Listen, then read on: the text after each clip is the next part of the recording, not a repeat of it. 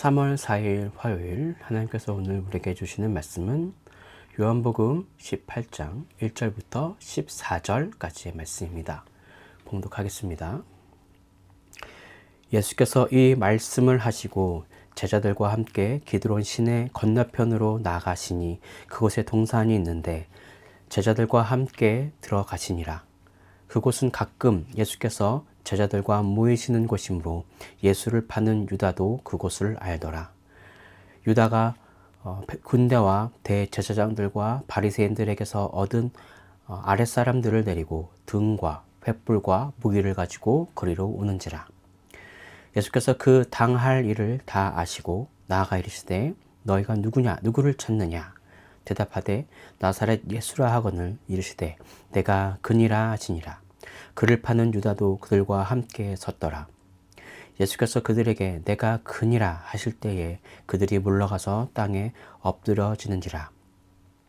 이에 다시 예수를 누구를 찾느냐고 물으신대 그들이 말하되 나사렛 예수라 하거늘.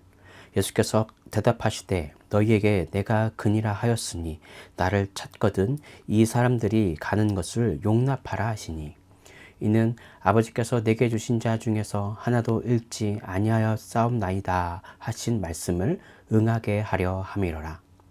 이에 시몬 베드로가 칼을 가졌는데 그것을 빼어 대제사장의 종을 쳐서 오른편 귀를 베어버리니 그 종의 이름은 말고라.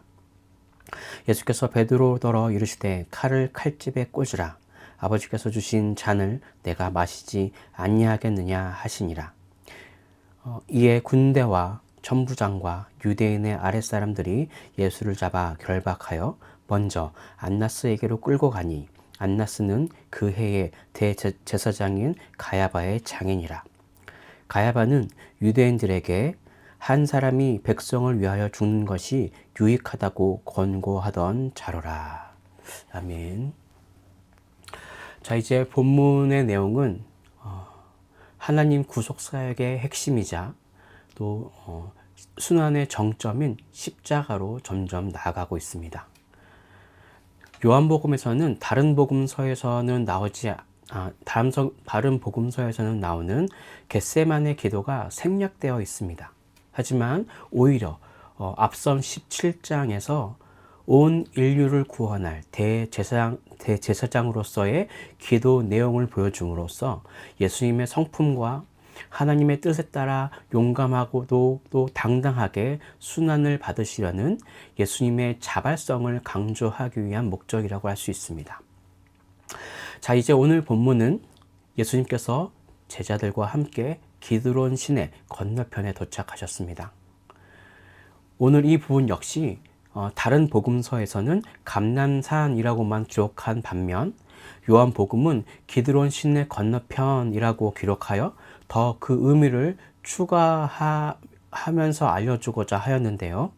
기드론 시내는 다윗 왕이 압살롬의 반역을 피해서 굴욕을 당했던 그런 굴욕을 경험했던 곳이었고 또 역대 왕들이 종교 개혁이 있을 때마다 우상을 불태웠던 장소가 바로 기드론 시내였습니다. 이 역사를 알고 있는 유대인들이 이 요한복음을 읽으면서 바로 그러한 의미를 함께 연상할 수 있었겠습니다.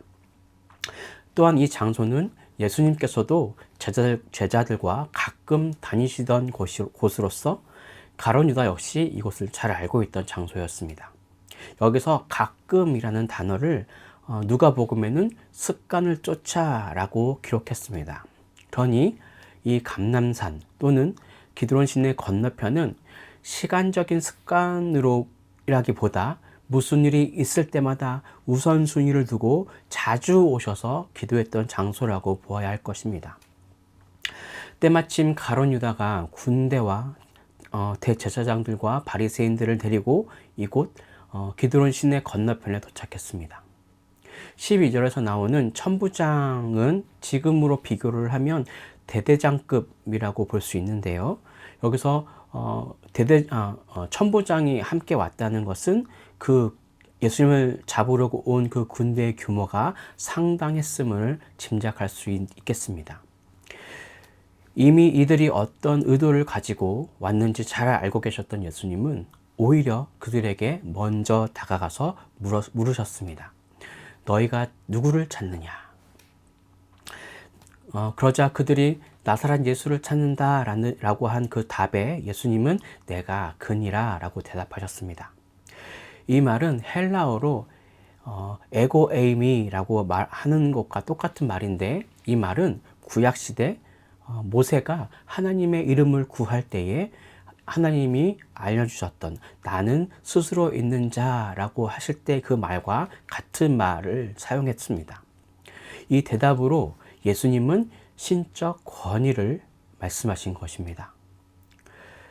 자, 이렇게 이러한 대답으로 예수님의 신적 권위와 위엄 서린 목소리로 인해서 오히려 예수님을 잡으러 왔던 사람들이 놀라서 물러나고 땅에 엎드러지게 되었습니다. 그렇게 엎드려진 사람들에게 예수님은 다시 그들에게 질문하십니다. 너희는 누구를 찾느냐? 라고 말이죠. 자, 그리고 예수님은 자신이 당신들이 찾는 사람이니 나와 함께 한 자들, 그런 제자들은 그냥 돌려보낼 것을 명령하십니다. 이렇게 명령하신 그 이유는 다음 구절인 9절에서 나오는 내용이기도 한데요. 앞서 예수님께서 17장에서 그렇게 기도하셨던 내용인 그 말씀을 응하게 하려는, 성취되려고 하려는 그런 의도에서도 이렇게 말씀하신 것입니다. 또한 제자들을 보호하기 위한 조치인 것이죠. 요한복음 17장 12절을 잠깐 읽어보겠습니다. 내가 그들과 함께 있을 때에 내게 주신 아버지의 이름으로 그들을 보존하고 지켰나이다. 그 중에 하나도 멸망하지 않고 다만 멸망의 자식뿐이오니 이는 성경을 응하게 함이니이다. 이렇게 예수님은 자신의 말씀을 지키시는 신실하신 분이심을 잘 알 수 있습니다. 다시 본문으로 돌아와서 10절을 보시면 베드로가 칼을 가지고 대제사장의 종인 말고의 귀를 쳐서 베어버렸습니다.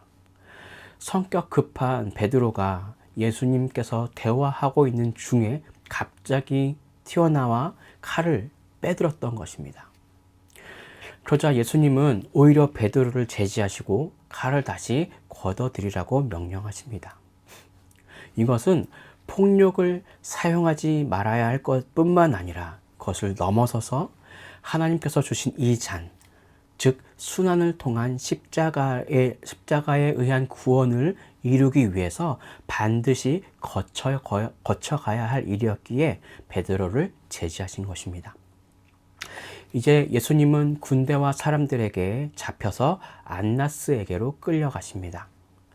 안나스는 12절에서 보시면 알 수 있듯이 가야바의 장인이자 또 가야바 이전에 취임했던 대제사장이었습니다. 또한 안나스는 로마에게 협력하기 위해서 대제사장직을 내려놓았던 사람으로 많은 부귀영화를 가지고 있었던 사람으로서 오히려 가야바보다 더 많은 지위와 권력을 가지고 있던 사람이었습니다. 실세 권력자였던 안나스에게 예수님을 먼저 데리고 간 것을 보면 사람들이 인식하는 실세가 누구인지 짐작할 수 있겠습니다. 자, 그럼 오늘 본문을 통해서 주시는 메시지입니다. 첫째, 의지할 분은 오직 예수뿐입니다. 예수님은 지금이 순환을 당해야 할 때임을, 또 가룟 유다가 배신할 것임을, 또 이후에 제자들이 자신을 버리고 도망할 것임을 잘 알고 계셨습니다. 그럼에도 예수님은 전혀 동요하지 않으시고 오히려 흔들림 없이 차분하게 행동하셨습니다. 적극적으로 이 상황을 주도하고 계십니다. 자신을 잡으러 온 사람들에게 먼저 다가가셔서 질문하셨고 또 그들에게 자신이 그라고, 너희들이 잡으려고 온 그 사람이라고 적극적으로 밝히셨습니다. 이것은 모두 예수님께서 하나님 아버지께서 주신 그 잔을 직접 마셔야 함을 알고 계셨기 때문에 그 결단하셨기 때문에 가능한 일이었을 것입니다. 인간의 몸이 되셨다는 것은 우리와 똑같이 아프고 배고프고 졸리고 힘들어 하셨다는 것을 의미합니다. 그것이 얼마나 고통스러운 일인지 너무나 잘 알고 계셨다는 것입니다. 이제 앞으로 사람들에게 모욕을 당하시고 또 그들에게 돌을 맞으시고 또 채찍에 맞아 온몸이 부서져 나갈 것이고 또 십자가에서 손과 발에 못이 박혀 오랜 시간 동안 피를 흘리게 될 것을 너무나 잘 알고 계셨지만 그것을 감당하시기로 작정하셨고 그것이 오히려 더 담대하게 행동하는 요인이 되었던 것입니다. 예수님은 이렇게 우리에게 본을 보여주시기 위해서 이 땅에 오셨고 순환을 당하셨습니다. 예수님은 하나님의 아버지의 뜻에 순종함을 통해 그러한 담대함을 우리에게 보여주셨습니다. 우리는 이런 예수님을 배우고 따라야 합니다. 세상적인 방법을 따르지 않고 하나님의 뜻에 순종하는 것은 우리의 인간적인 눈으로 봤을 때는 지금 이 순간이 모든 것이 망해버릴 것 같지만 결국 그 최후의 열매는 세상의 그 어떤 것보다 비교할 수 없을 만큼 큰 열매가 될 것입니다. 우리는 이러한 예수님을 믿고 의지해야 합니다.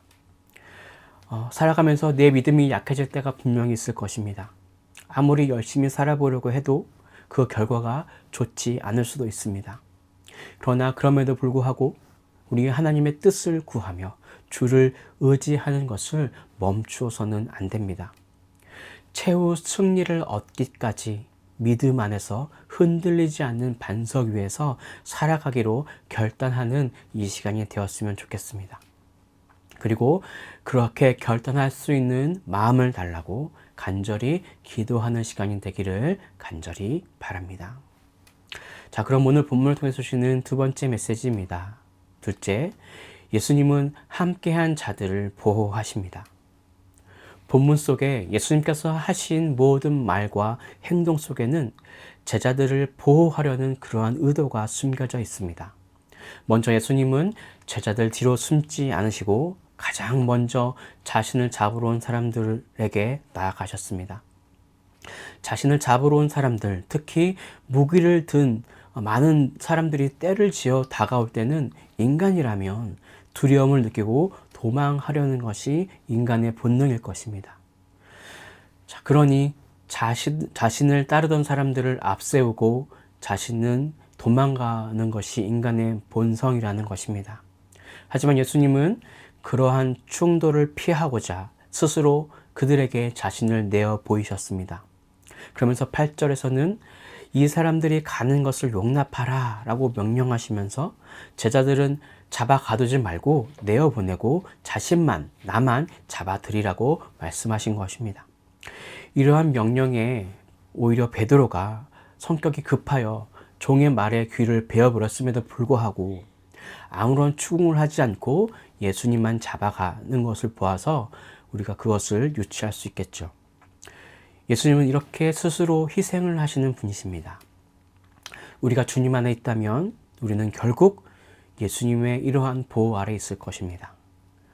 이제 3월이 시작한 첫 번째 주인 이번 주가 또한 우리의 삶이 그러한 예수님의 보호 안에 있기를 간절히 축복합니다.